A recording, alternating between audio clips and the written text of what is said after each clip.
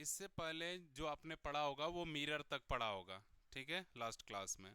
इस क्लास में स्टार्ट करेंगे टाइप्स ऑफ मिरर से। तो दो प्रकार के मिरर होते हैं, ठीक है। एक होता है प्लेन मिरर और दूसरा होता है स्फेरिकल मिरर, ठीक है। तो अब देखो प्लेन मिरर क्या होता है। कुछ इस प्रकार का डायग्राम आपने देखा था लास्ट क्लास में, इसको प्लेन मिरर बोलते हैं। और स्फेरिकल मिरर एक्चुअली में स्फेरिकल शेप का होता है, देखो ऐसे होता है स्फेरिकल, ठीक है। बट इसको कट करके हम दो शेप में बना सकते हैं, या फिर आप बोलिए तो स्फेरिकल मिरर के ही दो पार्ट्स कर दिए हमने। कौन कौन से? तो टू टाइप्स हो गए स्फेरिकल मिरर के। पहला होता है कॉनकेव मिरर। ये ऐसा स्फेरिकल मिरर है जिसमें अंदर की तरफ कर्व बना होता है, ठीक है। बाहर वाला सरफेस क्या होता है? पॉलिश्ड होता है। अंदर का सरफेस पॉलिश्ड नहीं होता। उल्टा कन्वेक्स मिरर में, कन्वेक्स मिरर वो मिरर है जिसमें इंटरनल सरफेस पॉलिश्ड होता है और बाहर का सरफेस पॉलिश्ड नहीं होता, ठीक है। एग्जाम्पल के तौर पे आपके घर में चम्मच होता है ना, हाँ, स्पून होता है, उसमें आप देखेंगे तो अंदर बाहर का पोर्शन अगर मान लो वो मेरा पॉलिश्ड है तो जो अंदर का पोर्शन है वो इस तरीके से दिखता है, ठीक है। जब अंदर वाले पोर्शन से सेल्फी लेने की कोशिश करेंगे तो आप उल्टा लटकता हुआ नजर आएंगे ऐसे, यानी आपका इमेज ऐसा है, आप ऐसे खड़े हो तो उसमें आप देखते हो तो आप ऐसे नजर आओगे। देखे हो कभी? नहीं, हाँ, ठीक है। उसी तरीके से अगर मान लिया अंदर वाला सरफेस पॉलिश कर दिया मैंने, तो जो आउटर सरफेस है ये अनपॉलिश है, तो ऐसे मिरर को कॉन्वेक्स मिरर बोलते हैं। यानी ये स्फेरिकल सबसे इंपॉर्टेंट है, इससे क्वेश्चन ज़्यादा पूछे जाते हैं। ये दो प्रकार के होते हैं, कनकेव और कॉन्वेक्स। वो सिंगल होता है प्लेन मिरर। अब देखो प्लेन मिरर क्या होता है? जिसका रिफ्लेक्टिंग सरफेस ही क्या हो, प्लेन हो, उस मिरर को बोलते हैं प्लेन मिरर। जिसका रिफ्लेक्टिंग सरफेस, यानी ये वाला सरफेस आप देख रहे हो रिफ्लेक्ट करने वाला, ये वाला सरफेस, बाहर का सरफेस, ये क्या है? प्लेन है। तो इसी वजह से ऐसे मिरर को बोलते हैं प्लेन मिरर। इनके द्वारा जो इमेज का फॉर्मेशन किया जाएगा ये हमेशा वर्चुअल और इरेक्ट होता है, काल्पनिक, काल्पनिक, हाँ, काल्पनिक होता है। और क्या होता है? सीधा होता है। यानी जो भी आप इमेज आप प्लेन मिरर में देखते हो वो आपका रियल इमेज नहीं है, वो क्या है? वर्चुअल है। साइज जो होता है इमेज का वो इक्वल होता है ऑब्जेक्ट के साइज का। इसका मतलब यह है कि मान लो अगर मैंने ये ए बनाया है, ए 3 सेंटीमीटर का है, तो ऑब्जेक्ट भी कितने सेंटीमीटर का, जो ए दिखेगा वो भी कितने सेंटीमीटर का होगा? 3 सेंटीमीटर का ही होगा। ये कहने का मतलब है, ठीक है ना। अगर ये मार्कर पेन इतना बड़ा है तो इसका इमेज भी मिरर में इतना ही बड़ा दिखेगा, प्लेन मिरर में। उसके बाद है image formed is as far behind the mirror as the object is in front of it. इसका मतलब है कि जितना डिस्टेंस पे मिरर से आप किसी ऑब्जेक्ट को जितने डिस्टेंस पे रखते हैं मिरर से, उतने ही डिस्टेंस पे, ठीक है, उसका इमेज भी मिरर से बनता है, ठीक है।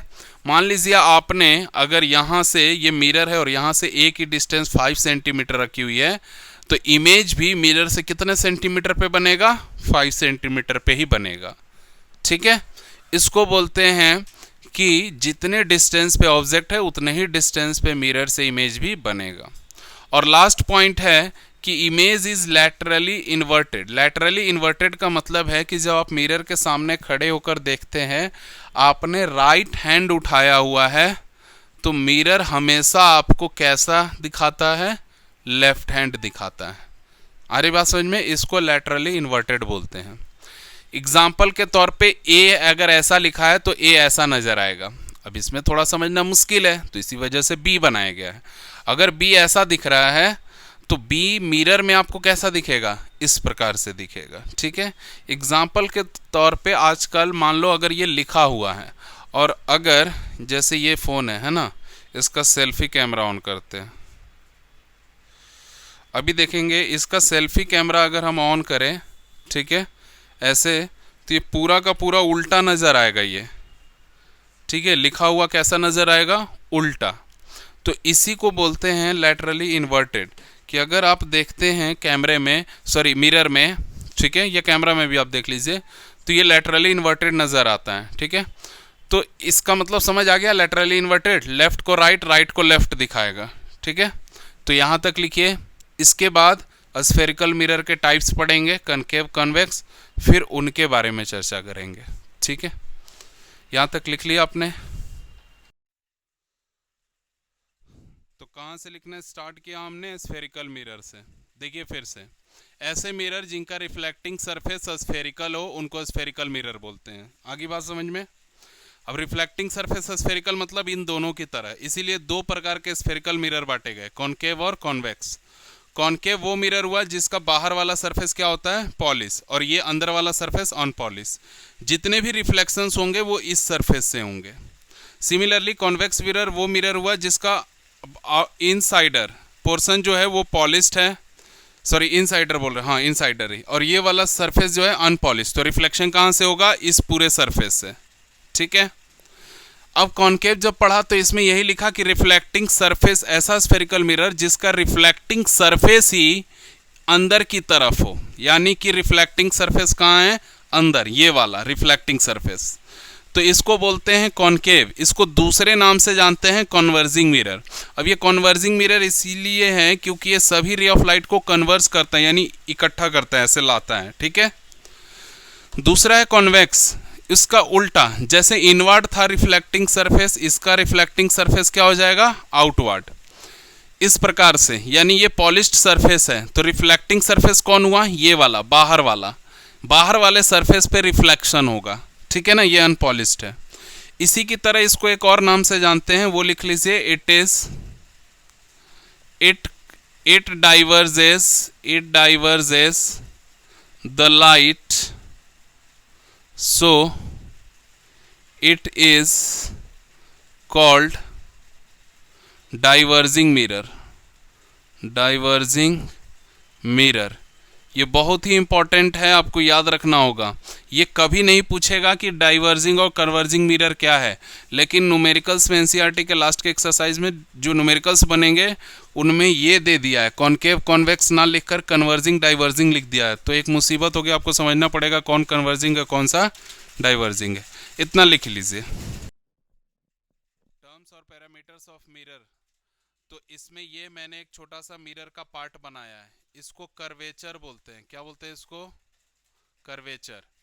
तो ये पूरा का पूरा मिरर नहीं है, ये छोटा सा पार्ट है, लेकिन जब ये पूरा ऐसा मिरर नजर आएगा जब इसको बढ़ाएंगे तो, और जो मिरर का सेंट्रल पार्ट होता है इसको सेंटर बोलते हैं, ये पार्ट को पोल बोलेंगे, सेंटर और पोल के बीच का जो पॉइंट होता है उसको फोकस बोलते हैं।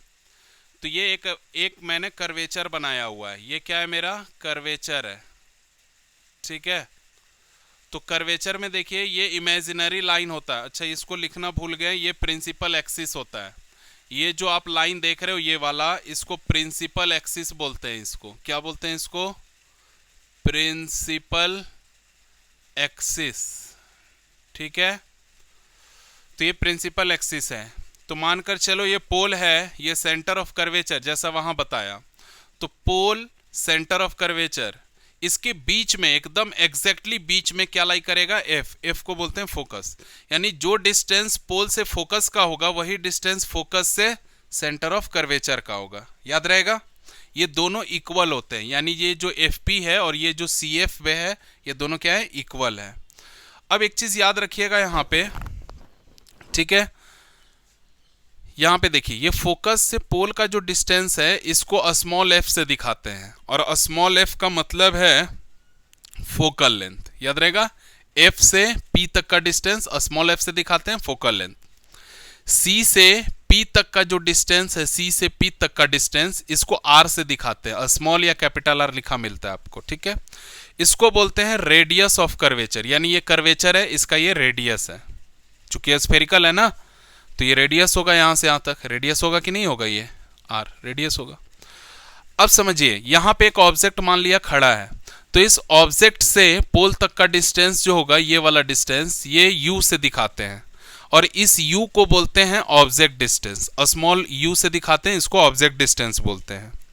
उसी प्रकार अगर ये ऑब्जेक्ट है तो इसकी इमेज कहीं ना कहीं बनी होगी, तो मानकर चलते हैं कि इमेज मेरा यहां बना है। तो जब इमेज यहां बना है तो इमेज से पोल तक का जो डिस्टेंस है उसको स्मॉल v से दिखाते हैं और स्मॉल v को लिखते हैं इमेज डिस्टेंस, याद रहेगा। उसके बाद अगर आप देखें ए बी, ये जो ए बी है ये हाइट ऑफ ऑब्जेक्ट है। हाइट ऑफ ऑब्जेक्ट को यहाँ पे लिख लीजिएगा, ए बी जो है हाइट ऑफ ऑब्जेक्ट है, इसको एच ओ से दिखाते हैं, हाइट ऑफ ऑब्जेक्ट लिखते हैं, ठीक है। उसी प्रकार A dash B dash height of image है, हाइट ऑफ इमेज को लिखते हैं एच आई से, तो ए डैश बी डैश लिखिएगा और यहाँ पे लिखिएगा H I, height of image दिखाते हैं, यानी ये हाइट ऑफ ऑब्जेक्ट है, ये हाइट ऑफ इमेज है। तो ये बातें क्लियर हो गई यहाँ तक। अब देखिए पॉइंट एफ जो है ये वाली पॉइंट, इसको फोकल बोलते हैं, इसको फोकस बोलते हैं, यानी इस कर्वेचर का फोकस है। फोकस के बारे में बताएंगे बाद में कि जितने भी लाइट है रिफ्लेक्शन के बाद फोकस से ही पास करते हैं, जो भी लाइट प्रिंसिपल एक्सिस के पैरेलल आते हैं रिफ्लेक्शन के बाद कहाँ से पास होता है, फोकस से, वो बाद में पढ़ेंगे। अब देखिए ये पॉइंट सी है, पॉइंट सी को बोलते हैं सेंटर ऑफ कर्वेचर, ठीक है, चूंकि यहाँ से यहाँ रेडियस था तो ये सेंटर है। तो ये सब बातें क्लियर हो गई। अब ये खुद पॉइंट पी, ये जो पॉइंट पी है इसको बोलते हैं पोल ऑफ द कर्वेचर, याद रहेगा। अब एक चीज याद रखिएगा, ये जो प्रिंसिपल एक्सिस है ये फोकल लेंथ है, रेडियस ऑफ कर्वेचर है, सब का सब इमेजिनरी है, होता है डिस्टेंस बट आप देख नहीं पाओगे। क्या आप मिरर टांगते हो तो ऐसा दिखता है कि ये लाइन यहाँ से जा रहा है, नहीं दिखता, सब के सब इमेजिनरी है। तो यहाँ पे लिखा हुआ कि focal length, radius of curvature, या यहाँ पे लिख लीजिए प्रिंसिपल एक्सिस, प्रिंसिपल एक्सिस, और जितने भी ऑल दीज इमेजिनरी डिस्टेंस या पॉइंट्स हैं ये सब के सब इमेजिनरी हैं, ठीक है, ये कोई भी रियल नहीं है, सबका सब क्या है, इमेजिनरी पॉइंट्स हैं, इमेजिनरी डिस्टेंसेस होते हैं, ठीक है। आप इतना लिखिए। अब इसके बाद हम क्या करेंगे, जब ये समझ लिए तो एक अगला टॉपिक पढ़ेंगे जिसमें हम पढ़ेंगे रूल्स ऑफ रिफ्लेक्शन। अगर रिफ्लेक्शन होगा ना तो उसके कुछ रूल्स हैं, कैसे रिफ्लेक्शन होता है, ठीक है। यहां तक आप लिख लीजिए।